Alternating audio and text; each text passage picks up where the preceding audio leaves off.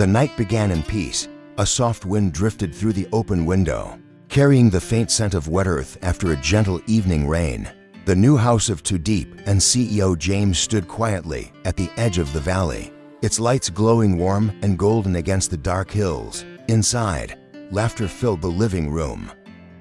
Diep had just finished preparing tea, while James sat at the wooden table, sketching plans for his company's next project. It was one of those rare, perfect nights, simple, ordinary, yet full of quiet joy. Finally, Diep said with a smile, placing a cup beside him, "You're not working late tonight?" James chuckled, looking up at her. Even CEOs need to rest sometimes. He leaned back, his eyes softening as he watched her sit down across from him. "I still can't believe this is our home. After everything we've been through, it almost feels like a dream." Diep nodded, her gaze wandering toward the rain-speckled window. "Dreams can come true," she said gently, "as long as we hold on to each other." For a while, silence wrapped around them like a blanket. Outside, the rain began to fall again, soft at first, then heavier, beating against the glass in rhythmic waves. James stood and closed the window. "It's just another night of rain," he murmured, though something in his chest tightened. The air felt thicker than usual, the sound of the storm heavier, almost warning. Later that night, they lay side by side, listening to the rain drumming on the roof. Diep turned toward him, whispering, "Do you think the storm will get worse?" James smiled faintly. "It'll pass by morning, don't worry." But somewhere deep inside, he wasn't sure. There was a strange tension in the air, a feeling that the world was holding its breath. Outside, the wind began to grow louder, rattling the shutters. Lightning flashed across the sky, followed by the growl of distant thunder. The lights flickered once, twice, and then went out. Darkness swallowed the room. Diep gasped softly, reaching for James's hand. "The power's gone. It's okay," he whispered, squeezing her fingers. "I'll check the circuit in the morning." The rain turned violent, slamming against the roof in angry bursts. Somewhere outside, a loose piece of metal clattered, and the sound of rushing water began to rise, not the gentle flow of rainwater, but something deeper, more powerful. James sat up, his instincts sharp. He went to the window, peering through the darkness. A flash of lightning illuminated the yard, and what he saw made his heart stop. The garden was already submerged. Water, thick and brown, was pouring down the hill toward their house. "Diep," he shouted, his voice breaking, "wake up, the river's overflowing." Diep sprang from the bed, panic flashing in her eyes. "What do you mean? The river's miles away." "Not anymore," James said, his voice trembling. Outside, the world had changed. The quiet night had become a raging beast. The flood had arrived without mercy, swallowing everything in its path. And in that first moment of horror, as the floor began to tremble and the sound of water roared closer, Diep and James screamed, not just in fear, but in despair. Their peaceful night had turned into a nightmare, and the darkness outside had finally found its way in. The storm had no mercy. Within minutes, the gentle sound of rain had turned into a deafening roar. Water surged through the yard, slamming against the walls like an angry tide. The night sky was torn apart by flashes of lightning that revealed a terrifying truth: their home was surrounded. James grabbed a flashlight and pointed it toward the door. Muddy water was already seeping in through the cracks, spreading across the floor like dark veins. "Get everything off the ground," he shouted, his voice barely audible over the storm. Diep hurried to lift what she could: documents, a few clothes, her small box of keepsakes, but the water was faster. It rose inch by inch, swallowing the furniture, soaking their footsteps. The current inside the house began to twist and pull, dragging chairs and papers away. "James!" Diep cried out, clinging to the staircase as the lights flickered and died completely. The house plunged into darkness, broken only by the flashes of lightning. James waded toward her, his clothes heavy with water.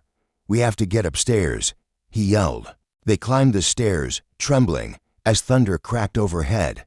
The house groaned. The sound of wood, straining under pressure, Down below, the living room was already gone, submerged under swirling, muddy waves. To Diep's breath came in sharp gasps. "It's rising so fast," she said, her voice shaking. "James, what if it reaches the second floor?" He turned to her, his face pale but determined. "Then we go higher. We'll make it deep. We have to." The ceiling shook as the wind tore at the roof. Rain poured through broken tiles, drenching them even inside. James moved toward the window and tried to open it, but the pressure from the water outside made it impossible.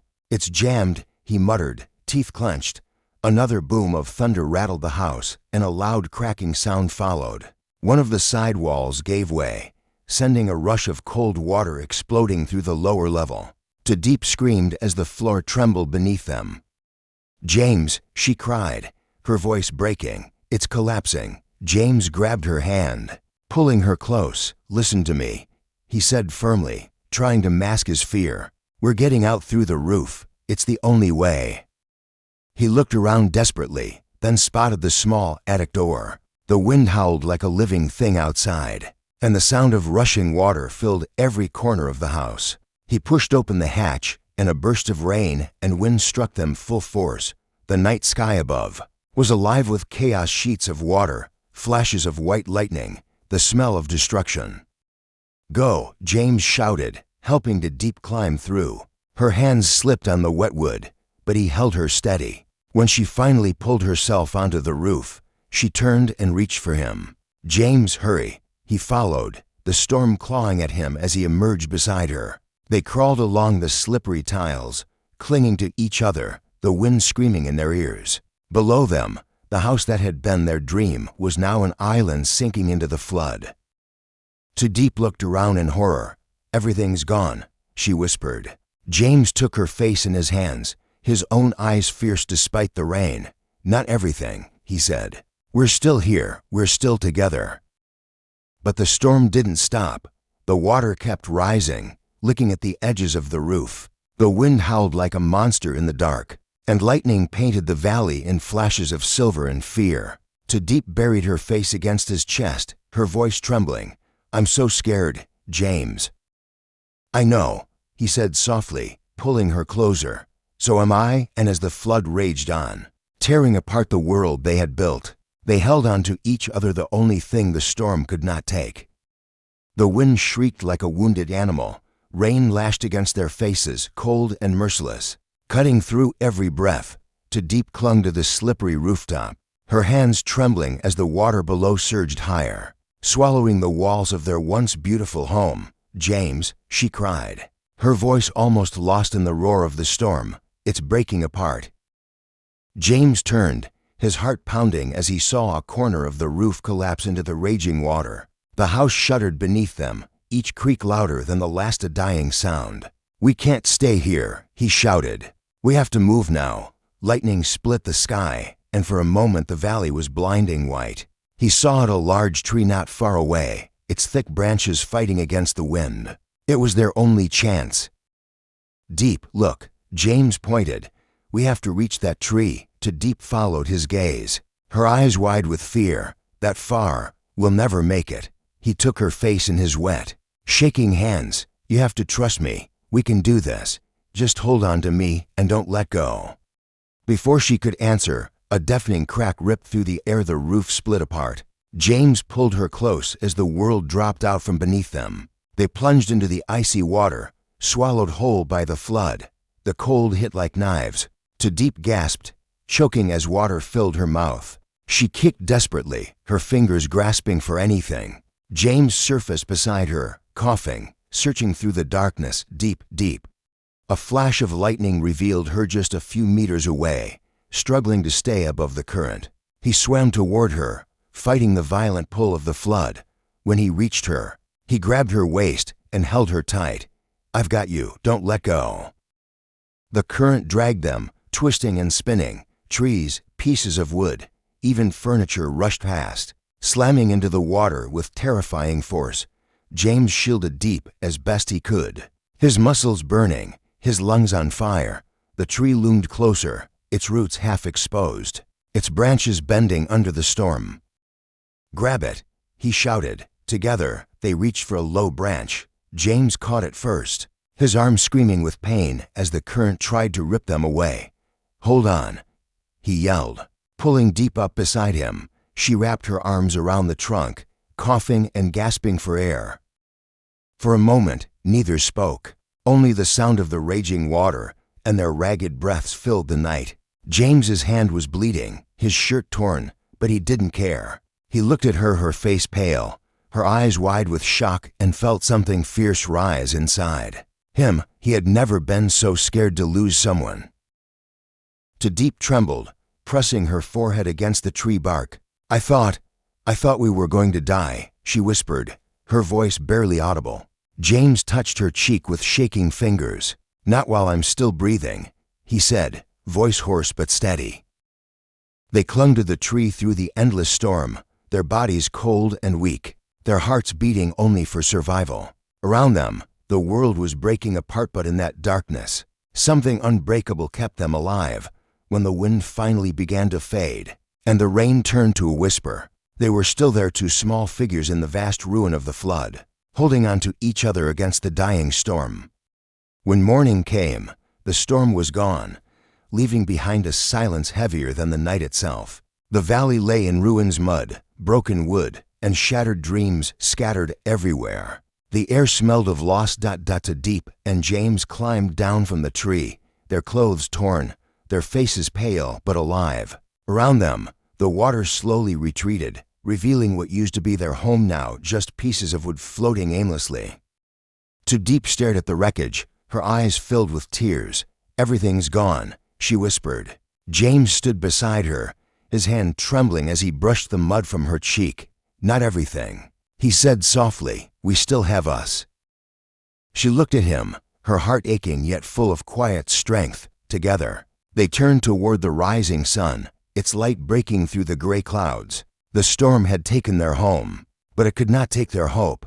And as they walked through the muddy ground hand in hand, one truth became clear: love had survived, and that was enough to begin again. The story of Diep and CEO James is more than a tale of disaster. It is a reflection of how fragile life can be, and how powerful love becomes when everything else is lost. In one terrible night, the flood swept away their new home, their possessions, and the dreams they had carefully built together. But what remained? The bond between two people who refused to let go proved stronger than any storm. When the flood came, it did not ask who was rich or poor, powerful or ordinary. It came with equal force for everyone. Nature reminded them, and all of us, that human strength and wealth are small compared to the forces of the earth. James, a CEO who once believed he could control outcomes with plans and precision, was suddenly powerless.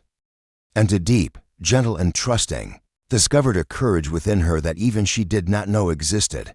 Together, they fought not for comfort or success, but simply to survive.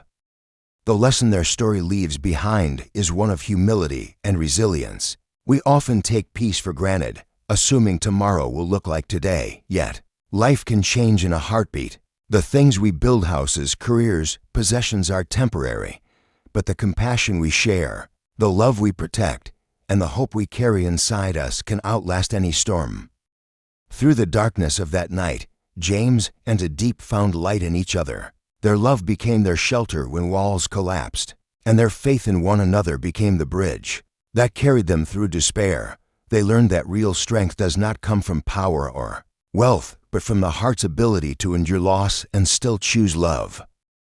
When dawn came and the floodwaters receded, they stood hand in hand among the ruins. Though everything they owned was gone, they were alive, and that was enough. The world around them was broken, but within them, something had been rebuilt, a deeper understanding of what truly matters. The story reminds us that storms, whether in nature or in life, will come. We cannot always stop them, but we can decide how to face them. And if we face them with love, with courage, and with faith in one another, then even after the darkest night, there will always be a sunrise waiting to begin again.